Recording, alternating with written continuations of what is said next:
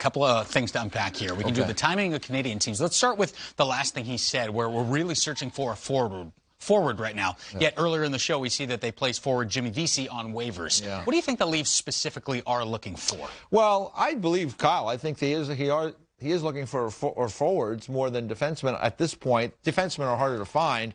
I would also say that Jimmy Vesey went on waivers. So did Jason Spezza early in the year. A number of people have gone on waivers, and that sometimes is to see if there's interest from other teams. And so I don't think we've seen the end of Jimmy Vesey in Toronto just yet. But I think the guy that comes to mind for me is Mikael Granlund in Nashville, because the Toronto Maple Leafs, all reports were that they were interested in trying to get him in the offseason. And he fits into what you heard Kyle Dubas talk about there, as a guy whose contract is up. And I've been watching him, Perry, over the last couple of games with Nashville. And he is playing really hard right now. I almost wonder if he knows that he's on the market and maybe he's auditioning, but he is playing really well for Nashville. I think his 200-foot game. You saw him a little bit in Minnesota over time. I mean, could he be a fit for the Leafs? Absolutely. Yeah, I 100% agree with that one. He's never kind of found his footing in Nashville. And yes, watching those last couple of games, that's the Granlund that they traded for a couple of years ago. And he can be as dynamic as they can. He can move the puck well. He's got good vision. So I see him fitting in very well with the skill that the Maple Leafs have up front. And obviously, yeah, he just fits the mold. He's up. He's unrestricted. It's a good rental.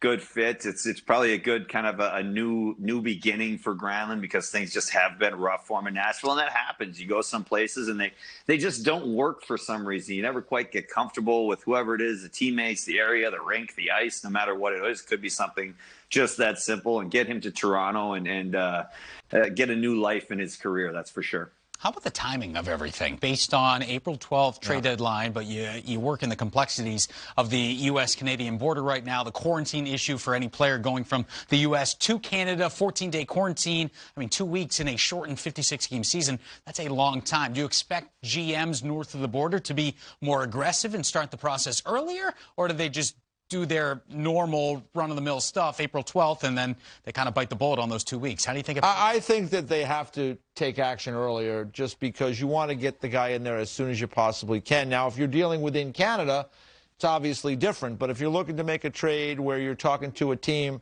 an American team, I think that you want to be able to be aggressive, try to make it happen as soon as you can before that April 12th deadline, so that the player can go through that quarantine. You just heard Mark talk about, sometimes it works, sometimes it doesn't in places, and you'd like to have as much time as you can to allow that player to assimilate within that group, so that when you start in the postseason in May, the player will be kind of fitting into the group and will have had some time to play with that team. So for me, I would say yes, that the Canadian GMs, if they're looking to deal for American players from American teams, I should say, not American players, but teams that are based in the U.S., better to act sooner than later, Mark.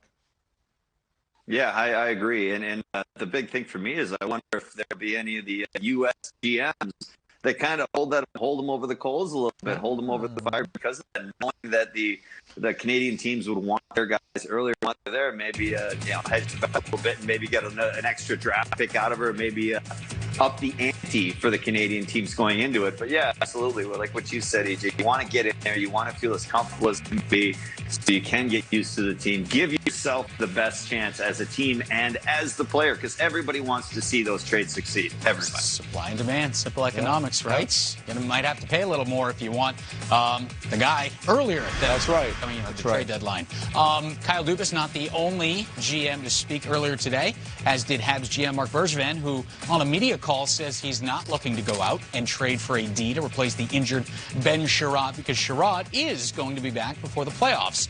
Maybe so they need the cap room for that. What do you make of this situation? Sounded like 6 to 8 weeks. Of course, 8 weeks would be the end of the regular season, so it sounds like he's going to be back ahead of that. That's good news for the Habs, but what do you make of those comments, and what you think Montreal might do going ahead? Well, I think that they have a cap challenge in Montreal, right? And even with long-term injury, that only gives you so much room to operate. I always talk about guys in fights, right, Mark? Oh, nobody really gets hurt. Well, there's a guy who got hurt in a fight and ended up now being out for a long time. And there's a lot of guys who do get dinged up in those battles. And you can see here what the depth chart looks like. And the biggest thing, you know, for me with Sherratt being out is now it affects the other pairs, because Sherratt was playing very nicely with Shea Weber from what I remember early in the season, and now things get mixed up a little bit. So, Mark, I think that he's limited to what he can do because of cap space and what he might want to give up.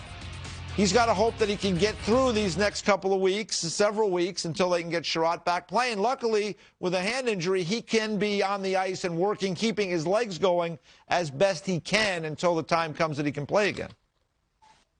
Yeah, and I like that. I like that he's betting on his player. I mean, a lot of that hard work and the treatment that you get to get back into playing, the injuries that you have to deal with, that shows a lot of faith in Sherratt and his medical staff to be able to say, hey, if they're going to say 8 weeks, we think we can get him back in 6, then let's go for that and give him 6, because the salary cap, I mean, it's just it hangs overhead. It's the great big shadow, a nice big cloud over every GM that when you want to make a move at the deadline, it seems like you've got to make these decisions, and it's kind of a hope and a prayer at times that nothing happens on the way for Sherratt to be able to come back, because then all of a sudden, say something happens where Sherratt goes down with some other injury, which does happen when he's trying to rehab from his hand, then you're really in trouble, and you got all this money to spend that you can't spend anyway because it's too late. Yeah. And they spent it all this summer, right? Why wait for the deadline when they went all in the offseason, bringing in like Tyler Toffoli, Josh Anderson, Jake Allen? I mean, Bergevin made his moves this summer, and we'll have to see how it plays out once everybody gets fully healthy and Ben Sherratt back before the end of the regular season.